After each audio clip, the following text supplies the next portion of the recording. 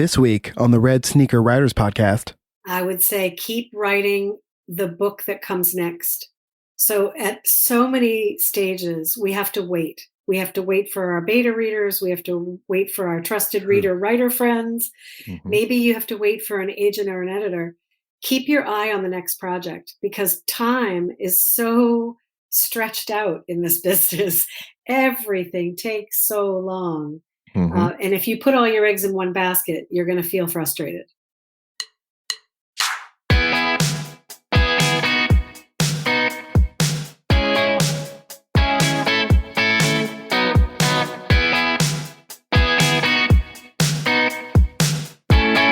Welcome to the Red Sneaker Writers Podcast.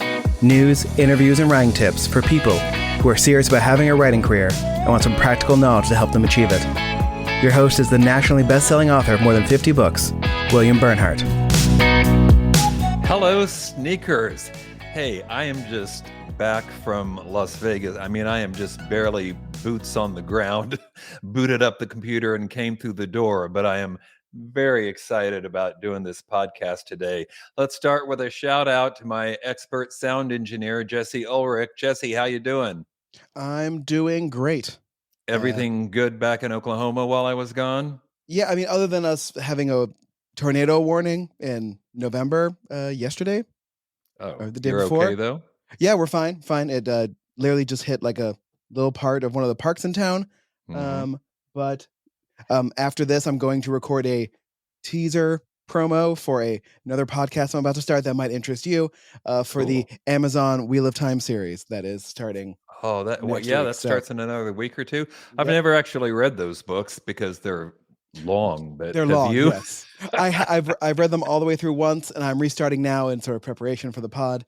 And listen, I'm still not 100% sure if overall I liked the entire thing. There were parts of it I enjoyed. So hopefully the show's gonna cut away a lot of extra stuff that does not need to be in there and actually make it a much more focused show. So well, that leads to what I really wanted to ask you, because I know you mentioned last time being a Star Trek aficionado and the cruise and all. So have you seen Dune yet?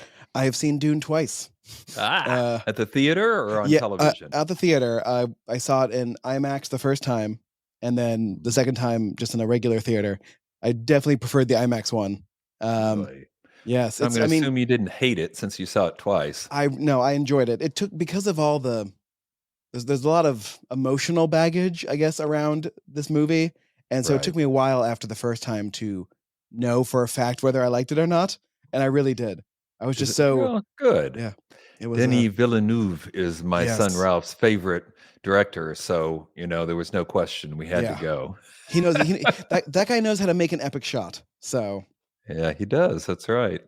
All right. My interview guest today is Lynne Reeves, who has just released a blockbuster new thriller called The Dangers of an Ordinary Night, which is getting all kinds of terrific reviews from people like Hank Philippi Ryan and publications like the New York Journal of Books, which called it, and I'm quoting here, a true nail biter. Now, just in case you don't know, Lynne has published both nonfiction and fiction before under a different name, but this is the debut outing for Lynne Reeves. So, of course, we're going to ask her about that and many other things as well. But first, the news.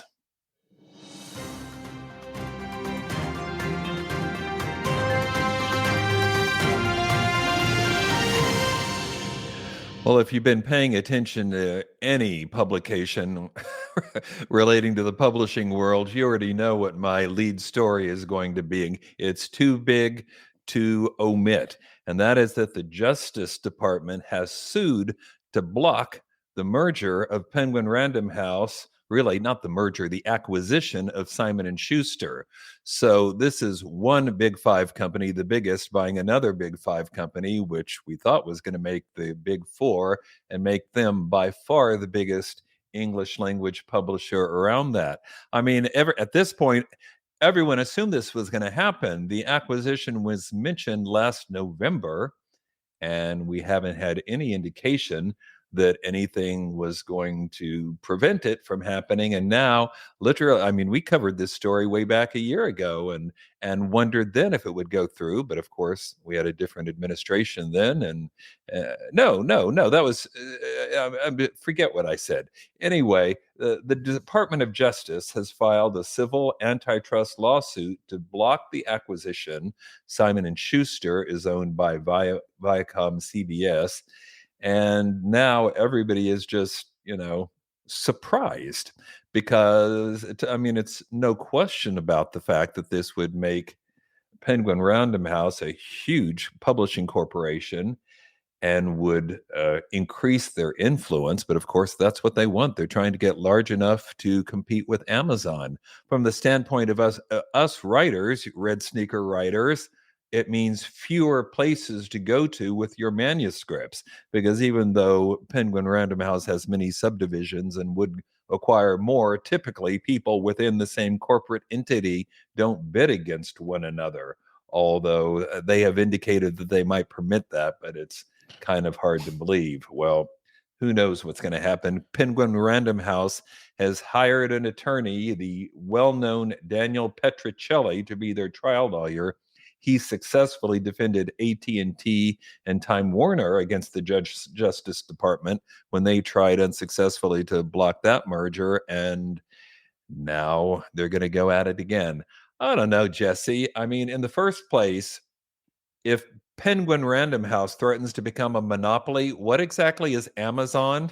Well, listen, the Justice Department can't take apart Amazon, but it can stop this. So, I'm a believer in a capitalism that has competing partners. So I'm all Right. for this.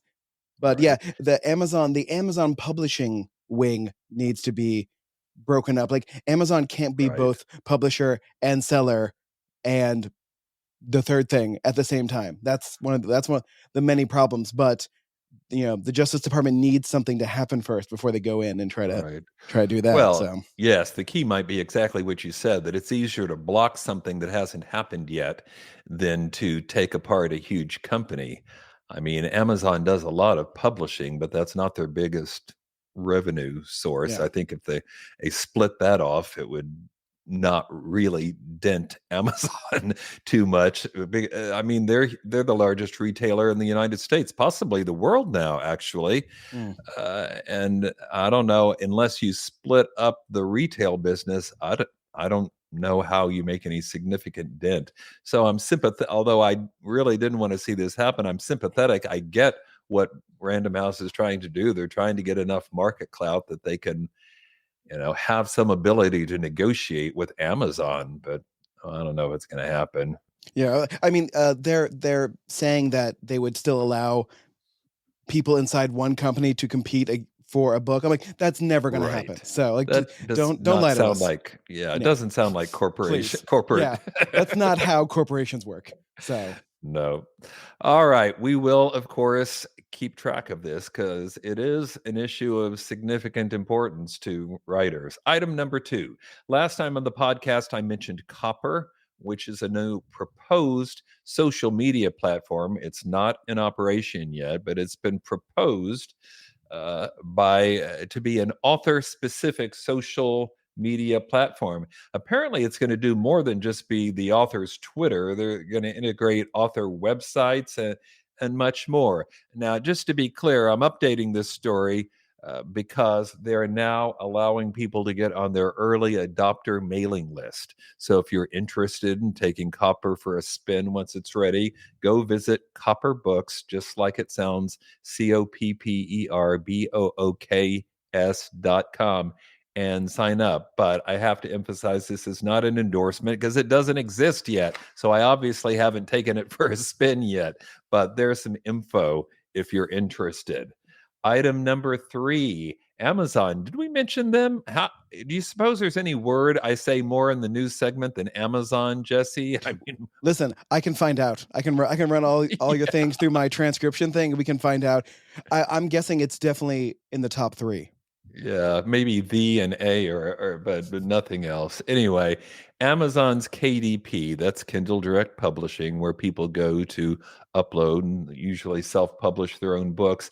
They're now adding something, what they're calling a transparency code to the back cover of their print-on-demand titles. It sounds like it might be somehow included in the barcode that they will automatically print on the back of your print on demand books unless you specifically tell them not to. Kind of like a QR code. When the reader scans the code, I'm going to guess with your phone, you can learn more about the book or leave a review, which will go on the Amazon page, or visit the book's detail page to learn more about it.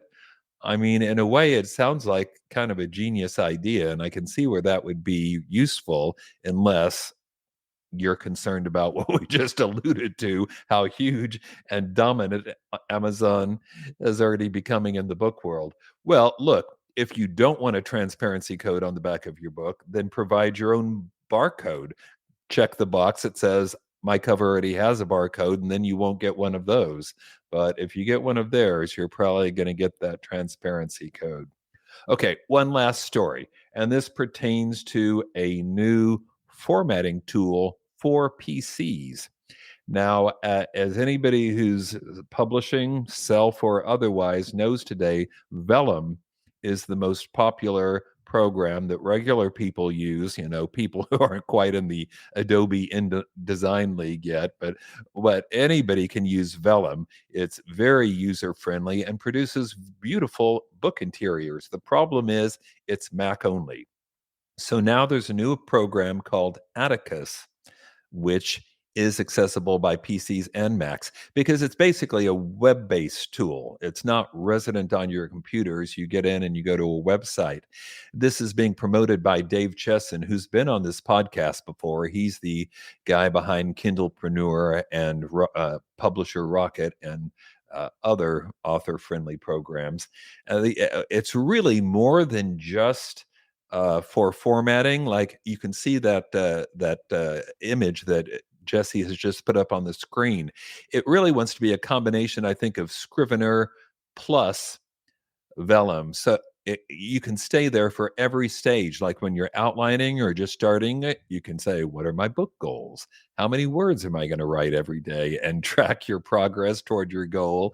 Then you can outline, you can put your research there, you can do your first draft there. And when you're ready, you can export it directly into the formatting and have it ready to be, a book interior for KDP or from somewhere you might be going to print on demand to print book. Again, this is not an endorsement because it's brand new and I haven't used it. I use Vellum all the time. That's a beautiful program. Uh, but I have no opinion on this one yet because I haven't done it. But I know there are a lot of people who don't have Macs but still want to format their book interiors. So FYI, here's something you might want to look at. It's called Atticus, just like the guy in To Kill a Mockingbird, Atticus. Google for that and see if this might be right for you. All right, Jesse, let's bring on our very special guest, can we? Yes, we can. She seems to be doing spectacularly well, even without the help of a Cooper targeted social media platform. Hey, Lynn Reeves, welcome to the podcast. Thank you for having me.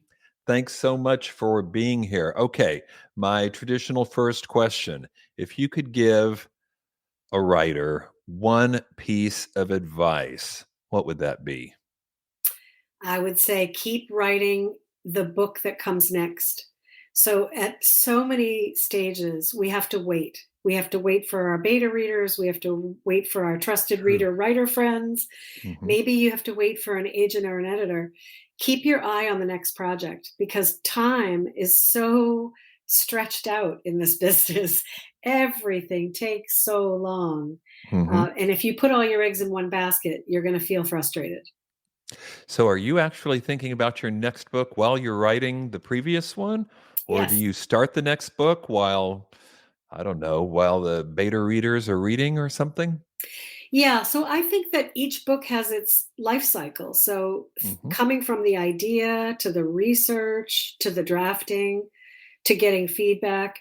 So by the time I've got a draft and I'm out with readers to get feedback before I move forward, I am starting at least conceptually or doing some research on the next one. So that's what I mean. It's sort of a bit of a relay. And for me, what I have found is that that's been helpful to me in having some momentum book to book. I'm getting the impression you're not the kind of writer who takes a 2-year gap between books or takes vacation time. You're going from one to another like a professional, sounds like. Am I right? I do look at it as a profession. I put the effort into it with the goal of publishing my work and having it out in Mhm. the world. But again, there are times when the publishing machine takes longer than I would like it to. Right. So sometimes there is time between books. I don't, though I have a book coming out now, I have a book out now, and I have a book coming out a year from now. That's actually unusual for me. Usually there's a few years in between. Mhm. Well, given how successful this new book looks like it is already, I mean, it's just out, and I'm not exaggerating, people. These are stellar reviews this book is going. Go, look online at one of the sales pages, and you'll see what I'm talking about. The Dangers of an Ordinary Night. A true nail biter, they're saying. Where'd the idea for this come from? Well, as a writer, and I know your writers that listen to your program really know that sometimes you're getting ideas from a bunch of different places. And suddenly those ideas collide, and you've got something. Mhm. So I would say that I knew I was going to write a novel that was set in the theater because the theater is really important to me. And I thought it would be a wonderful place to examine the masks we wear in our relationships. And at the same time, I also knew that I wanted to write a novel about the impact of addiction on families, particularly on marriage and parenting. And suddenly, when I thought about sort of what is inherent in the addiction experience, which is that people are often not truthful with one another, they are sometimes trying to protect the addiction over the results of the addiction and Mhm. how it impacts their relationships. I suddenly knew that the theater and the masks we wear and the idea of addiction and not being forthcoming with the people we love were ideas that actually went together. So they weren't two separate ideas. They really were informing one another. Mhm. I love that. I mean, what a perfect premise for a thriller, basically. Mhm. And where, the progress of the book is it gets from bad to worse. And that is certainly true in this one. Now, I teased everybody in the intro that you have written and published books before, but this is the first one under the name Lynn Reeves. Why the name change? Yes. So my full name is Lynne Reeves Griffin, and I have written nonfiction under my professional name with my Mhm. credentials as a registered nurse and family counselor. And so Lynne Reeves Griffin has always been the name that I wrote my nonfiction under. And then when I turned to fiction and I was writing what the industry deemed book club fiction, they didn't like the three names. They wanted something that was just two names, the Reeves Griffin. Do we shelve it under Reeves or do we shelve it under Griffin? Seriously? I've Yep. never heard that one before. Wow. Yep. So we went with Lynn Griffin for those books. And then because this novel is a departure, though I would still say it has a lot of book club elements to it, it's definitely squarely in the domestic suspense category. And Mhm. that's again when publishers said, let's make sure to cue readers that it's a bit of a lane change. But at the same time, we don't want to hide who you are. We don't need a pen name. We actually do want to capitalize on the people that know you Mhm. in the professional sphere around family counseling and also who know about your other books. So we went with Lynn Reeves. So I'm out there in the world under all three names, and so far, so far so good. It's not posed any confusion. And again, I think it's Wow. because we're not trying to keep anything a secret. Right. Well, yeah, I thought it would be because this is a departure but 3 names is confusing. That's new. And Yeah, speaking of clearing things up, I know people are gonna ask, "What's book club book? What are book right. club books? What's that?" So, in the publishing world, anything that is deemed upmarket fiction that sits Mhm. between the commercial genre fiction primarily and that which is deemed more literary. Now, mind you, my disclaimer here is that I don't adhere to those conventions. I think a great book is a great book. But in the publishing world and in the marketing, departments and in the bookstores, those genre conventions are important. And so Hmm. fiction that sits between commercial and literary and actually can be used to discuss social issues is deemed book club fiction. And I've always been very proud of that label, frankly, because if people Hmm. want to talk about the social issues in my novels, I'm all for it. So is the key the social issues, or I mean, usually when I hear publishers talk about upmarket fiction, I think, well, it's genre fiction, but they don't want to say that. So, or it's genre fiction, but ours is better than other people's genre fiction, or something like that. But the inclusion of social issues, that's an interesting take. Is that the defining characteristic, or is that more unique to your books? I think it's a little bit of both. I would say that upmarket is that kind of we've got to talk about this kind of book. It's the Hmm. book that compels people to want to discuss it. It's the type of book, and book club fiction too, I would say. It's the idea that you read it and you have to talk about it with somebody, right? It's that Hmm. feeling. So I guess I've got the overlay that it's the social issue piece, and all of my work. Uh, Again, given my family counseling background, it all comes from a place of feeling like there's an issue at hand that I want to explore as it affects families. And that's always where I start. Hmm. The plot, the setting, that comes next for me. The issue and the characters always come first. Sure.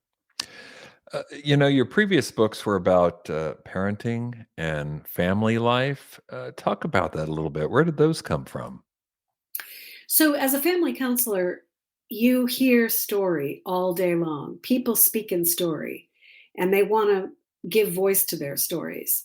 And what I found in that professional realm is that there are some universality to particular kinds of stories, but there's always the personal.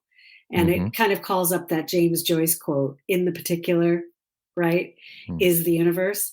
And it's that idea that we all have stories to tell. And when I first turned to writing fiction, it became important for me to think about the issues that I was hearing a lot about. I've got a novel that's about the grief of losing a child and what that feels like to be a parent and yet your child is no longer with you. What does that feel like? And I wrote about that in Life Without Summer. And then I wrote in another book, Girl Sent Away, about the adolescent wilderness behavioral camps that parents are sometimes left with the last resort of sending their child to a place of tough love when they don't know how to handle their child's mental health issues. So there's always an issue at hand for me. And in The Dangers of an Ordinary Night, it's addiction. Hmm. Let me say while I'm thinking about it, because I can see that some people are watching this live. If you have a question you'd like to put to Lynn and have her answer, please just type it into the chat box and we'll see that she answers it. In fact, there's one now from somebody who's watching this on Facebook. I think this is a reference to what you were saying earlier about having more than one book going at once. This person is saying, well, I have at least two in progress at a time. Is that too much? What do you think, Lynn?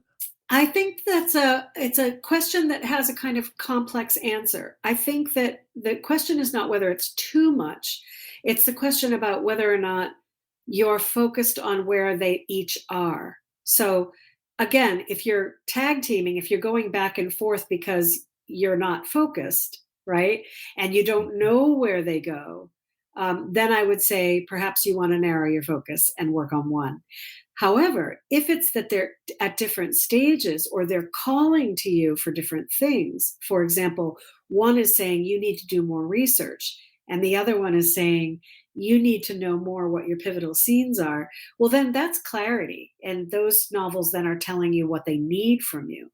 But Mhm. again, if it's just that I'm not focused or I keep going back and forth because I'm having trouble making a commitment, then it might be more of an issue. Yeah, this book is being and now I'm talking about Dangers of an Ordinary Night. The book is being published by Crooked Lane Books, which I love, good quality mystery thriller, but independent house. They're distributed by the aforementioned Penguin Random House, but Yes. but not produced by them. How are you finding that?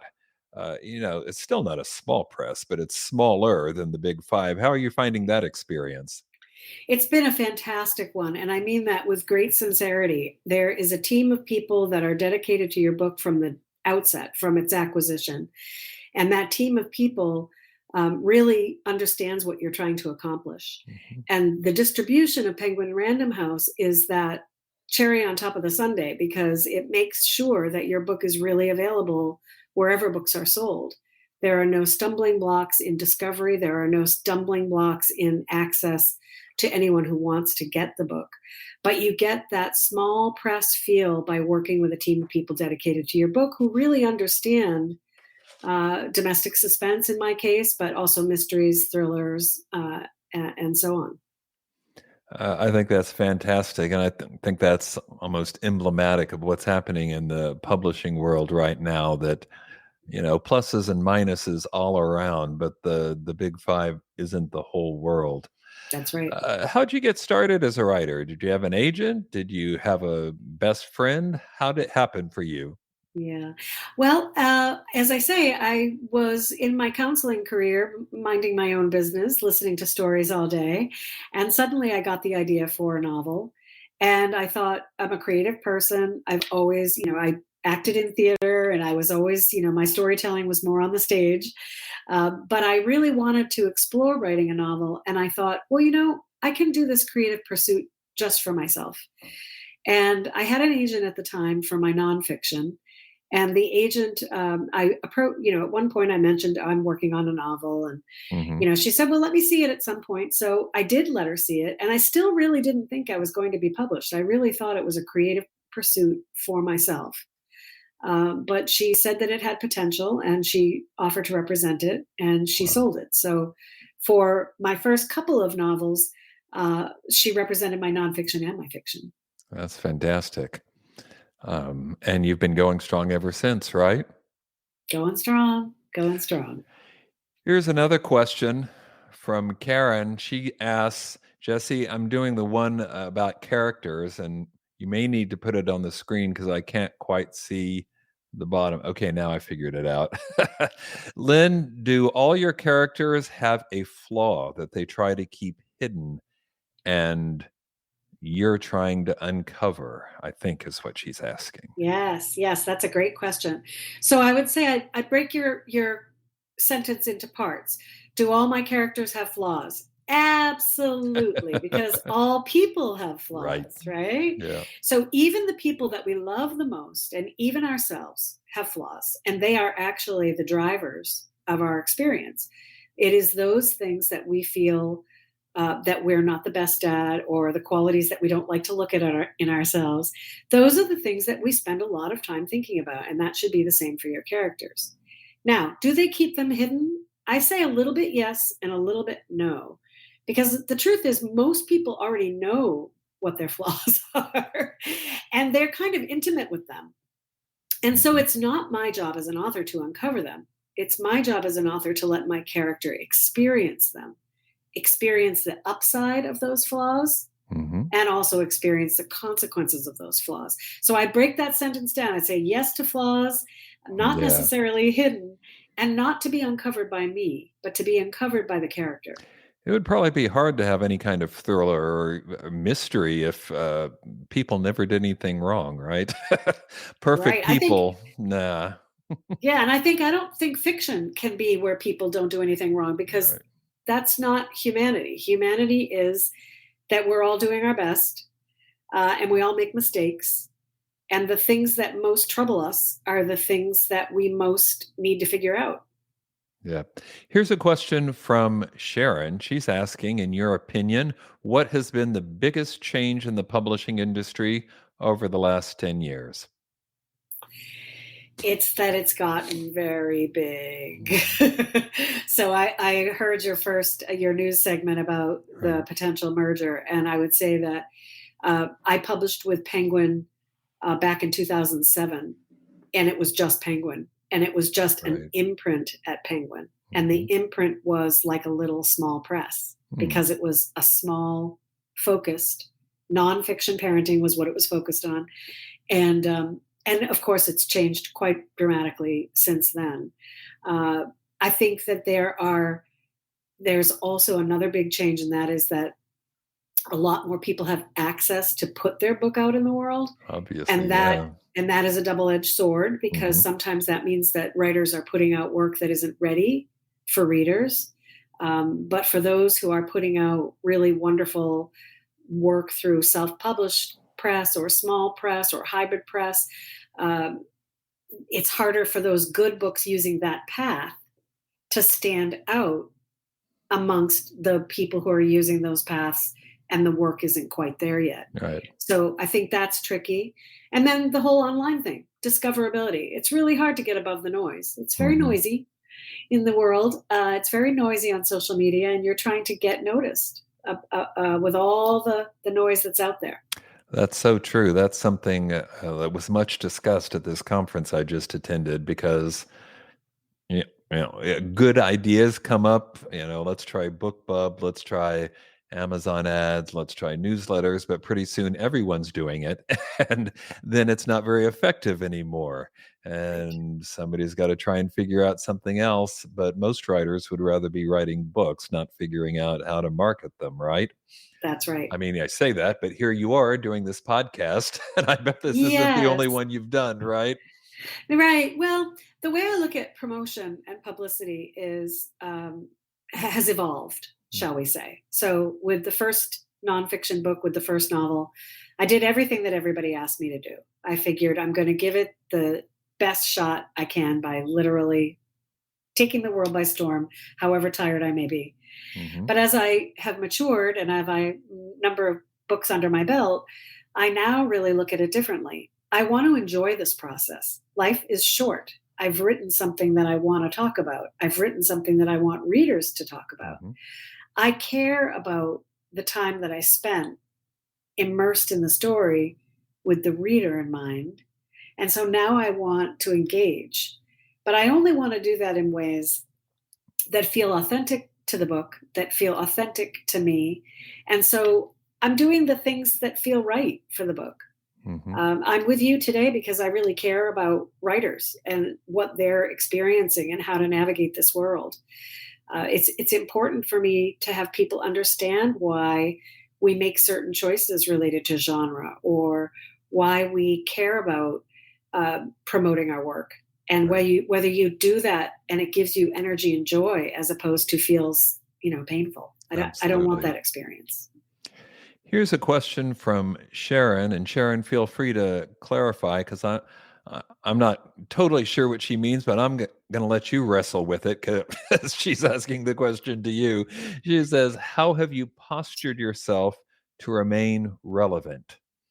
Okay, well, I guess I would interpret that as, how in a world that is constantly changing do we provide stories that will connect with people, Hmm. perhaps. Yeah, sure. I guess I could also take it as, I'm a little older, and how do I remain relevant to people who live in a world that is geared toward younger folks? Mm. But I think both, the answer to that would address both, which is that I try to write about issues that matter to people now. And it doesn't matter how old you are, addiction is impacting families everywhere. It doesn't matter whether or not you are in an intimate partnership with somebody who struggles, or whether your child struggles. Families are being impacted by addiction, and we don't like to talk about it. If we had diabetes or heart disease, we would tell it, I got diabetes, I have heart disease. But we don't talk about addiction or mental health issues in families. It's still behind stage. It's still sort of not discussable, not out in the open. And I really wanted this book to entertain people in a way that they wanted to talk about it, that they would have Hmm. a little bit of safe Sure. distance. A little bit of safe distance. I don't need to talk about my family, but I can talk about the family in this book. Hmm. Yeah, well, that's probably better. Yeah. at least, at, at least at Thanksgiving, that'll be better. Yes. Uh, Talk a little bit about your writing process, will you? Do you get up every morning at the crack of dawn and write, or uh, maybe more intermittently, or what's your process? I'm definitely a morning writer. I feel like I'm freshest and more open to inspiration in the morning. I don't like to go on social media or answer a bunch of email before I get into the creative process, because then I start thinking about all the other things that I might need to do. Or somebody pulls me away because I read an email that felt urgent, and then I'm not writing. So I start in the morning early, not terribly early, not crack of dawn. I think 7:30 seems reasonable, and I inhabit the story where I left off the day before, and I do a number of things. There are times when I may have a really busy day and I simply can take notes, or it might be that I know that I need to do work on a snippet of dialogue, so I'll do that. Or I may sketch out some of the purposes of the next scene. I do think about scene purpose a lot. I don't just write scenes and let it see where it takes me. Hmm. I think of a scene and I say, why would I need a scene like this? What would have to happen here of import? And so I might really be writing, I might be researching, I might be just looking at snippets, or if I have a super busy day, I may just be reading over what I read the day before. Hmm. But I try to touch the draft every day in one way or another, so I don't come all the way out of the story and then have to get all the way back in again. Yes. Um, Keep it in your head. But then, exactly, and then those characters live with me. So then I stop writing because I have to go answer those email, or I have to go, see some clients or teach a class, and they're still with me because I allowed them to enter my consciousness early in the day, and it's still in the running in the background, so to speak. And then the day can go in whatever direction it's going to go in, but at least I'm still inside the story. Sure. Do you have you've written several books now, so do you have wish I'd known then what I know now, something you've learned about writing along the way? So many things. I wish I Or had. I feel wish I you had. too then. I wish I had known that every book is its own book, and that what I learned before probably won't be necessary for that one, Mhm. and that you can't sort of rest on your abilities book to book. They each have their own DNA, and you really have to figure that out. Mhm. Right. Um, Don't I imitate it's yeah, and it's yourself. really it's don't imitate thyself. It's really okay to feel like you're floundering in the beginning of a draft. That's part of the experience of trying to dig deeper, is to not know quite where you are. Used to think that was a problem, and I now know that it's not. It's actually part of the process, is to Right. say, where the heck does this thing go? Right? Mhm. So that's a good lesson learned for me. I also uh, wish that I had known that every story takes as long as it takes. Mm. I used to think, wouldn't it be nice if they all could be plotted on a timeline, and this one takes me a year and I can write another one in a year, but it doesn't work that way. Some of them take Mm. longer. Some I've had one novel take me, 5 years, and another Mm. novel take me 15 months. So they each come to you in their own way. Are you under contract right now to do another? Because usually deadlines create their own timeline for getting books done.